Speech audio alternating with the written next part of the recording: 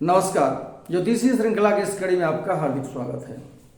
उद्यम तथा द्रव्योपार्जन इस विषय के अध्ययन के क्रम में आइए अब हम जातक के भाग्योदय का समय क्या होगा, कुंडली के द्वारा उसका निर्धारण कैसे किया जाएगा, इसके लिए मनीषियों ने कौन कौन से सूत्र प्रतिपादित किए हैं, इनका अध्ययन करते हैं।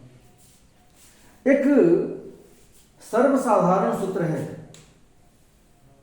कि यदि भाग्याधिपति केंद्र में हो अर्थात नौमेश केंद्र में स्थित हो कुंडली में, तो जातक के प्रथम अवस्था में ही उसके भाग्य का उदय होता है, उसकी भाग्योन्नति होती है। यदि भाग्याधिपति त्रिकोण में हो या उच्च राशि में स्थित हो अपनी, तो जातक के मध्य अवस्था में उसके भाग्य की उन्नति होती है और वो भाग्यवान होता है। और यदि केंद्र या त्रिकोण को छोड़कर अन्य भाग में नौमाधिपति अपनी स्वराशि में या अपने मित्र राशि में स्थित हो, तो जातक की भाग्योन्नति उसके शेष वयस में होती है, शेष उम्र में होती है। जातक की जिंदगी को 3 भागों में बांटा गया है इस स्थिति में, प्रथम अवस्था, मध्य अवस्था और तृतीय अवस्था। तो इसके हिसाब से इसका विभाजन किया गया है भाग्याधिपति का 3 स्थिति में। अगला सूत्र है कि स्थूल रीति से भाग्योदय के समय का निर्धारण किया जाता है। कैसे?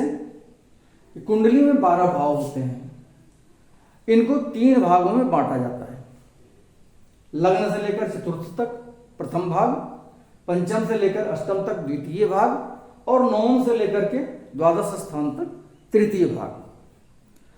ये तीनों भाग को जातक की 3 स्थितियों का, जीवन की 3 स्थितियों का द्योतक बताया गया है। प्रथम भाग को जातक का जिंदगी का प्रथम भाग, द्वितीय भाग जो है उसके मध्य अवस्था को दर्शाता है और तृतीय भाग उसके अंतिम वयस को दिखलाता है। अब हम जानते हैं कि बृहस्पति और शुक्र नैसर्गिक शुभ ग्रह होते हैं। बुध भी यदि पापक ग्रह के साथ नहीं हो तो बुध भी शुभ ग्रह होता है। चंद्रमा यदि क्षीण नहीं हो तो चंद्रमा भी शुभ ग्रह की श्रेणी में आता है। अब इस सूत्र में कहा जा रहा है कि यदि शुभ ग्रह की विशेषता जिस भाग में अधिक होगी, शुभ ग्रह विशेष रूप से जिस भाग में स्थित होंगे, प्रथम भाग में, द्वितीय भाग में या तृतीय भाग में, तो उस अवस्था में जातक की भाग्योन्नति विशेष रूप से होती है। और यदि तीनों भाग में ग्रहों की स्थिति बराबर बराबर है तो ऐसा जातक जो है अपने जिंदगी पर्यंत पूरा आजीवन उसका एक भाग रहता है, एक तरह से सुखमय जिंदगी व्यतीत करता है। अगला सूत्र है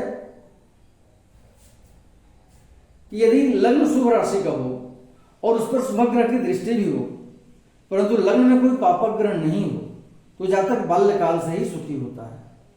परंतु यदि लग्न में एक से अधिक पापक ग्रह हों तो जातक आजन्म दुखी रहता है। लग्न शुभ राशि का हो, लग्न में शुभ राशि स्थित हो, शुभ ग्रह की राशि स्थित हो, उस पर शुभ ग्रह की दृष्टि पड़ रही हो लग्न पर, और लग्न में कोई पापक ग्रह नहीं हो तो वैसा जातक बाल्यकाल से ही सुखी होता है। परंतु यदि लग्न में एक से अधिक पापक ग्रह बैठे हों तो वैसा जातक आजन्म दुखी रहता है।